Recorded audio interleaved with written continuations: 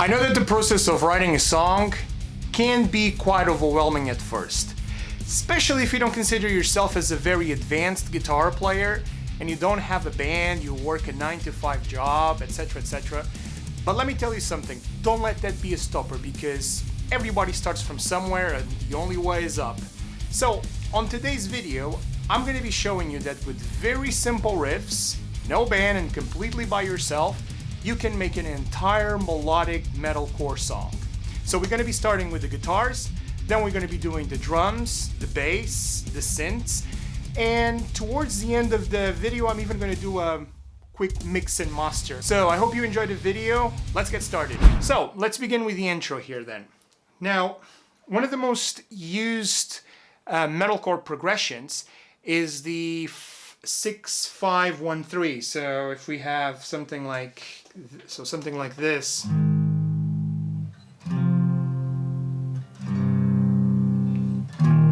Now, instead of doing the 6-5-1-3, we're just going to be doing 6-in-1.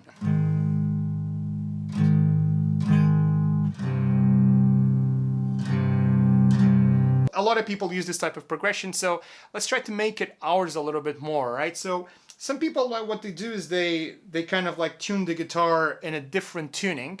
I have my guitar tuned in drop C, so C, G, C, F, A, D, but I'm going to be referring to this stuff as if it's just in drop D, just for the sake of simplicity, all right?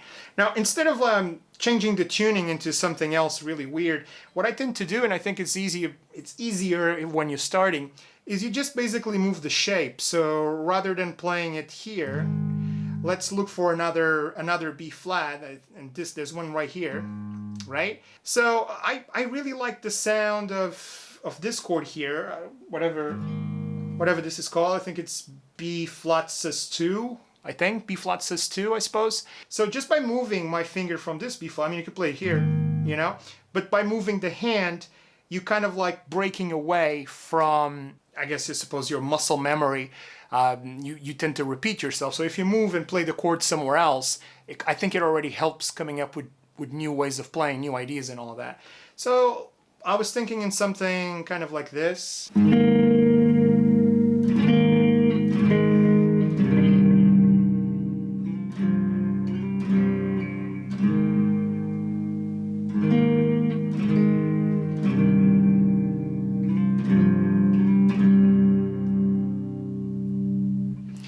So things are really nice and kind of like spacey progression, you know, it makes a really nice intro. So let's see how it sounds like once we record it. Now, to record our song, we're going to need a DAW. And in my case, I really like Cubase. I also like to use an arranger track to help me navigate through the various sections of the song, as you can see it here in the top as well. So I have it separated into intro, verse, pre-chorus, and chorus. And I am not going to put you through the pain of watching me take takes. I know it's not super tight, as I probably would record if this was like the final song or if I was in the studio, but I have to go to work tomorrow. So it's as tight as I can get it for now. So this will have to do. So I am using the PRS you guys saw me using through my Kemper profile, and I am using the Anti-James pack from STL Tones, which comes with Vox AC30. You can also use like some VSTs or even your DAWs on AmpSim. I like to track one copy for the left channel and another for the right channel. So I don't copy both. Don't do just one and then copy it down here, because then you're just going to get like basically a really loud center track. I crossfaded these two so that you don't have pops and all that kind of stuff.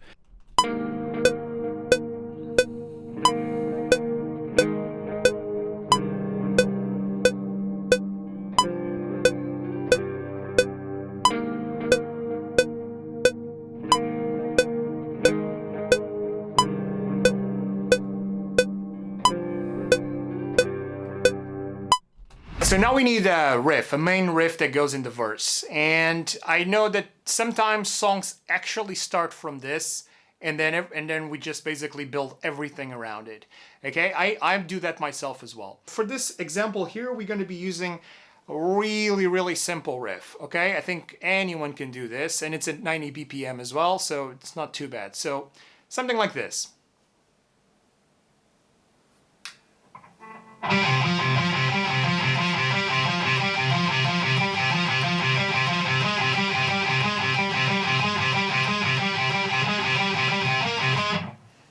right?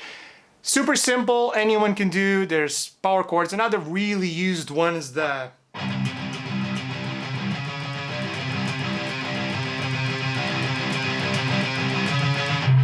super simple.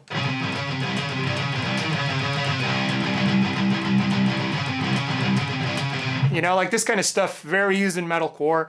Just explore, like open strings, the possibilities are endless. Now that we have like a very, very simple, lead riff, let's try and build on top of it. And that's really how the song starts sounding better and better. You start putting layers on top of it. And even if the main riff is very simple and the next part of the guitar is very simple and the bass is really simple and the drums are very simple and everything sounds really simple, it's the connection of all these parts that make the song sound really good.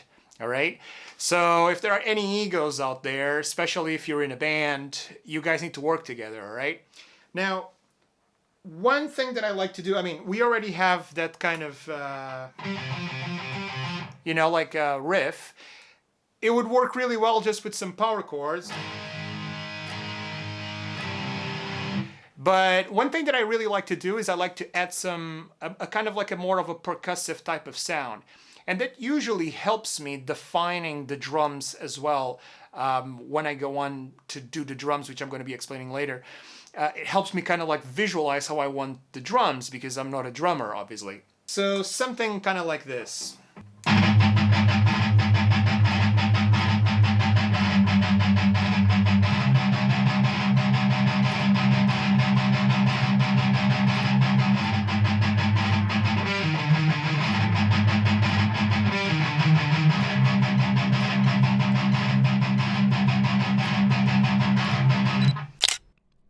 Okay, so just like in the previous session, I have double tracked, just like the intro, one left and one right. I'm also using a really cool Purple Nightmare profile with the boost from my Maxon OD808 pedal. Again, there are free VST plugins for this. I'm actually putting a link in the description. There's a really cool one I used to use for years. Anyway, so as you guys can see here, we're in the verse section here. I have double track guitar number 1 and double track guitar number 2.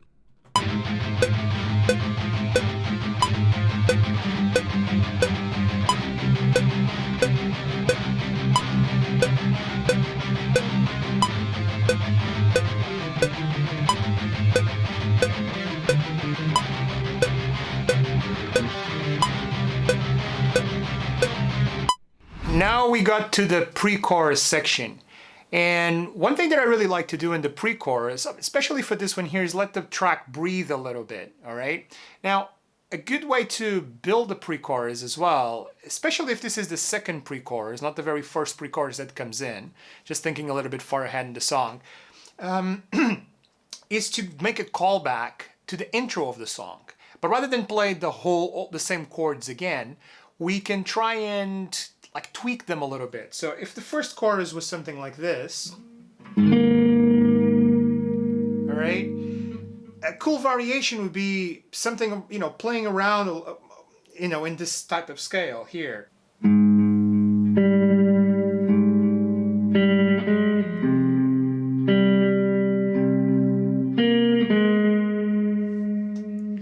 So something like that would work really well because it kind of really leads into a chorus, especially if we put a little bit of lead on top of it as well.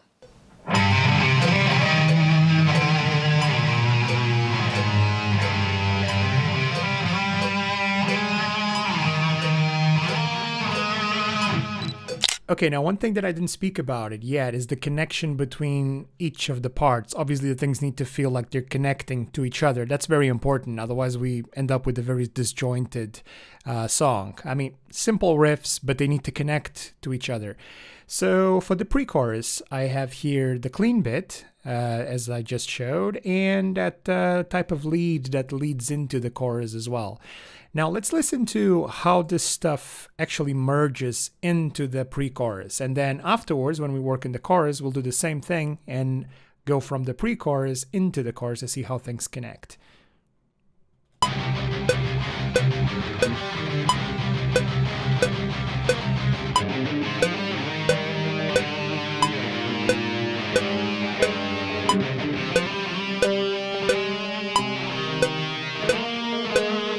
Okay, so now we're finally in the chorus section, which is the most exciting part of the song.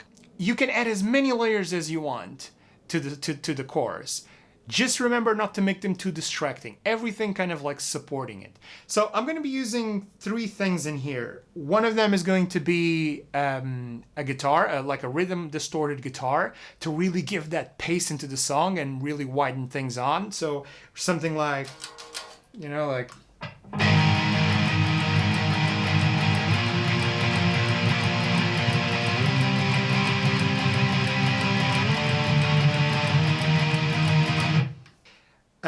Another thing that I'm going to be adding is going to be a little bit of lead, and I'm not going to go super crazy on this, maybe just with a little bit of, you know, a little bit of tapping.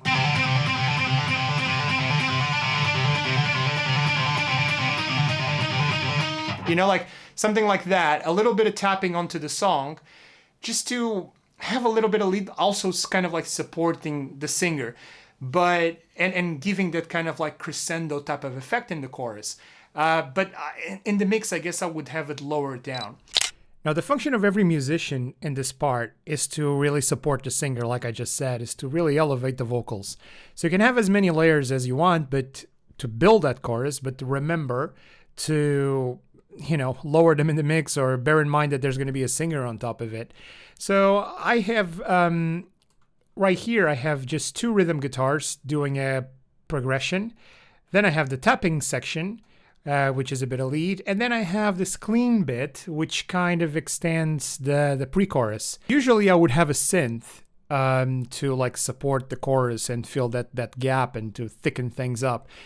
But I think this clean guitar does the job really well. Now, the most important part is that, like I said before, is if the pre-chorus flows really well into the chorus. I'm not using any automation or any trickery here. This is just recorded straight out of the Kemper. Obviously, during the mix, you might want to play with volumes and all of that kind of stuff. But let's just see how the pre-chorus is flowing into the chorus.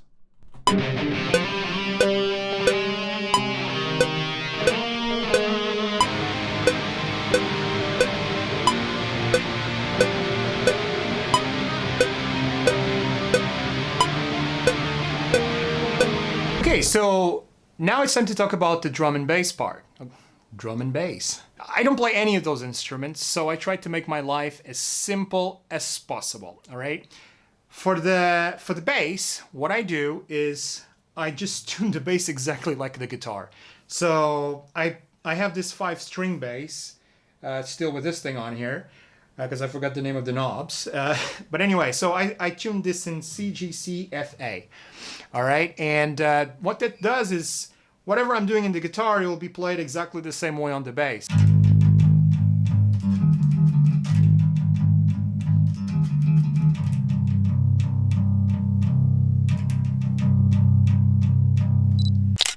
Okay, so drums, bass, and synths.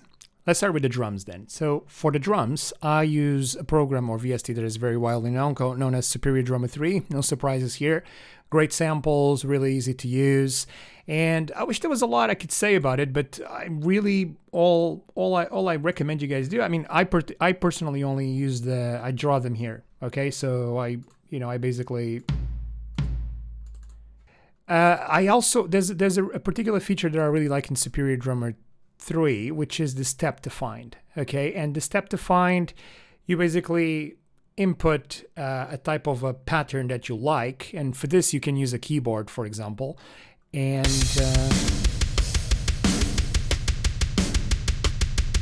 then when you go show results, it gives you like offers you a bunch of things here, a bunch of options that you can just basically just drag and drop into your DAW and then fine tune in the editor. So remove some double kick. I personally love double kick, so I got to be very careful, because otherwise all my tracks sound like, you know. I plug the bass into a guitar amp and use the clean channel. So in this case, the Kemper, because otherwise my neighbors would kill me if I was trucking with the microphone in here. But and that gives a really, really nice tone. Now, as everybody knows, the bass is basically the glue between the guitars and the drums, okay? And if the guitars help me come up with the drums. The drums will help me come up with the groove for the bass. So I wouldn't recommend you guys doing basses before you already set up the drums first. So as a quick tip, if you guys notice, like on my guitars, on this section of the guitar,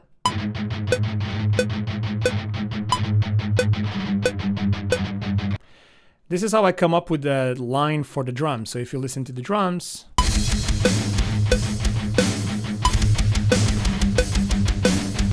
sometimes I even ended up deleting the percussion later on and put some, I don't know, some chords or octaves or something, or change them halfway through, for example, here, and make something different on the second part of the verse. Anyway, going back to the bass. Sorry, I diverted a little bit here. So the bass is basically the glue between the guitars and the drums. So the bass then will follow the groove of the drums. So if we hear the drummer, the drums, the bass, and the guitars,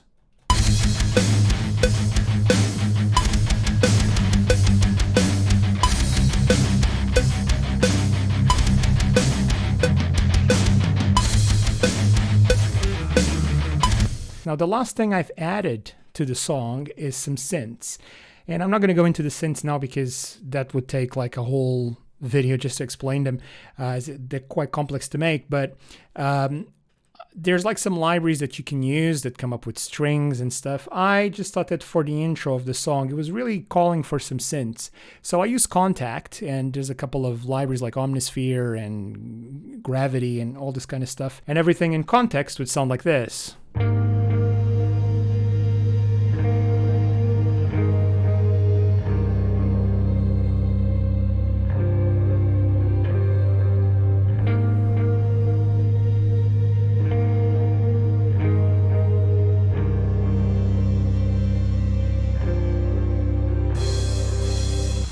Okay, so we've just reached the end of the video. I hope you guys enjoyed it. I guess the only thing that is missing now is just a little bit of mix and mastering so that you can really hear how the song is sounding like, or how the end process would be like. I'm in no way, shape, or form a mixing engineer.